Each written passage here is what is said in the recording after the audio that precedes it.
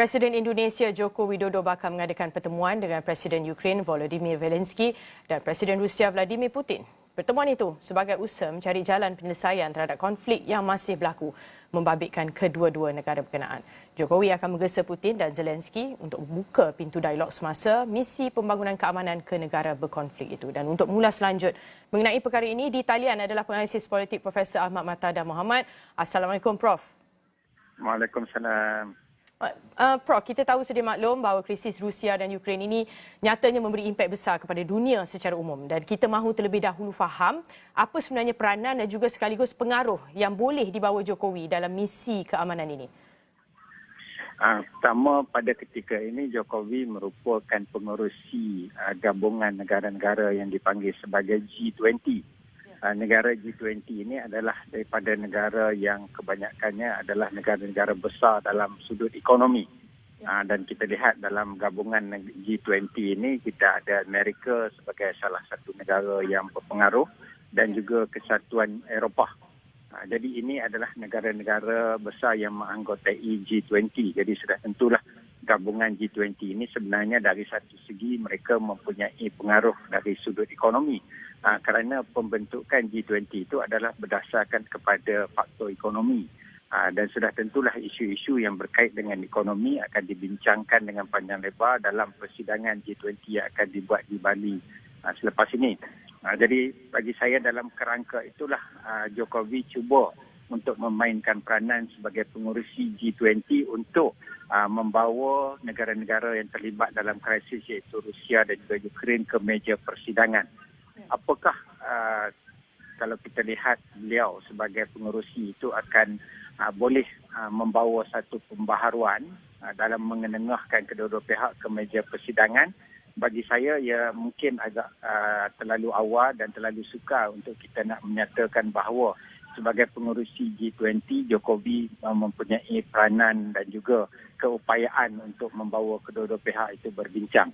Tapi sebagai satu gabungan negara yang mempunyai pengaruh dalam ekonomi dunia, maka sudah tentulah G20 sebenarnya mempunyai peranan yang besar dalam memastikan bahawa keadaan ekonomi dunia tidak akan dipengaruhi oleh krisis yang melanda di antara Rusia dan juga Ukraine. Kerana kita tahu bahawa Ukraine adalah negara pengeluar termasuk Rusia gandum yang terbesar. Jadi sudah tentulah berlakunya pertikaian ini memberikan kesan kepada global food shortage. Jadi yang inilah bagi saya kerangka inilah yang cuba dibawa oleh Presiden Jokowi untuk memastikan bahawa pertikaian dan juga krisis Rusia dan juga Ukraine ini tidak akan memberikan impak yang besar dari sudut pengeluaran bahan-bahan makanan. Terutamanya yang kita lihat pada ketika ini telah memberikan kesan yang sangat besar kepada food security dari segi keadaan dunia pada hari ini, termasuk Malaysia juga. Ya, Prof juga tadi ada mengatakan mengenai food security. Kita juga tahu konflik ini telah mengganggu dan menjejaskan juga bekalan makanan secara globalnya, krisis tenaga dan juga kenaikan inflasi. Tetapi Prof, pelbagai negara telah melakukan pelbagai orang kata inisiatif untuk mengekang daripada perkara ini menjadi lebih buruk. Apa sebenarnya yang boleh lagi dilakukan pada ketika ini juga kerana banyak negara juga ada mengeluarkan ataupun melancarkan sekatan import di dalam negara masing-masing seperti Malaysia contohnya, Prof. Bagi saya sekatan import ini tidak akan membuahkan apa-apa hasil. Bahkan ianya juga akan memburukkan lagi keadaan. Kerana kita lihat sebagai contoh Indonesia pada satu ketika mereka cuba berpihak kepada Ukraine. Namun apabila Ukraine cuba untuk meminta bantuan dari sudut ketenteraan, dari sudut kewangan, maka Indonesia menolak.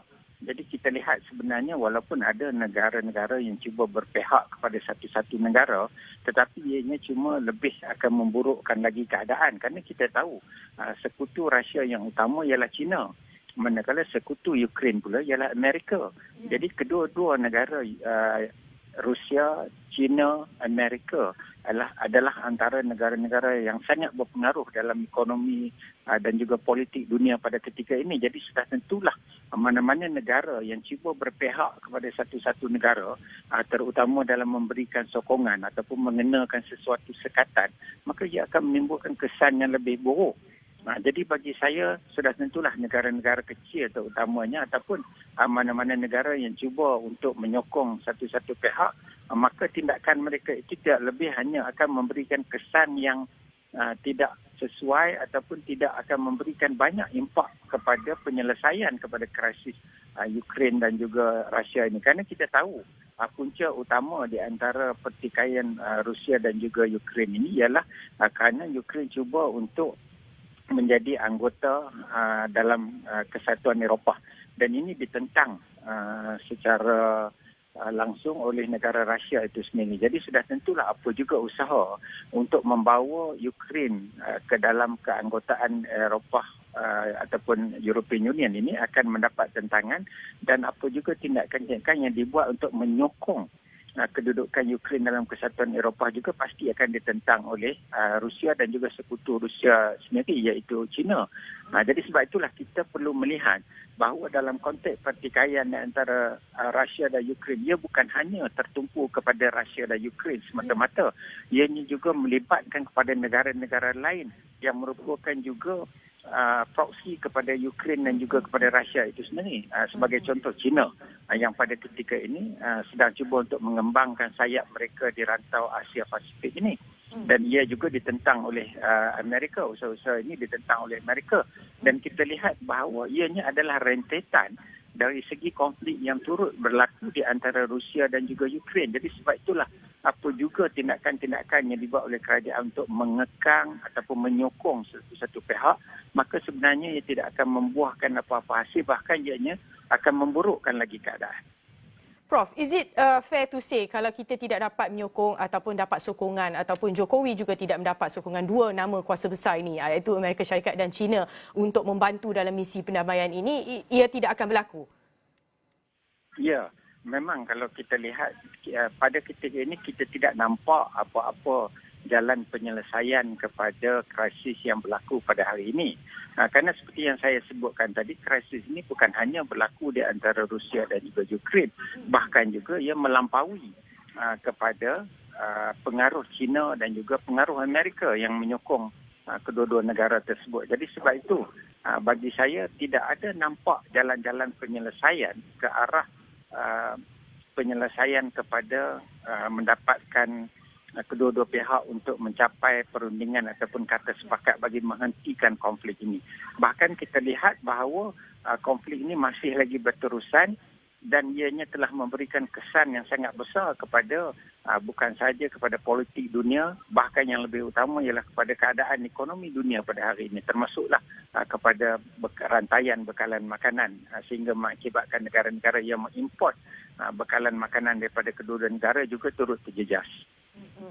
Baiklah, terima kasih Prof kerana sudi meluangkan masa bersama Buletin Awani pada petang ini. Itu dia tadi penganalisis politik Profesor Ahmad Matada Mohamad yang bersama Buletin Awani untuk membincangkan sedikit mengenai krisis Rusia dan Ukraine, di mana Jokowi akan mengadakan pertemuan dengan Presiden Ukraine dan Rusia dalam misi membawa keamanan mengenai kedua-dua negara berkonflik itu.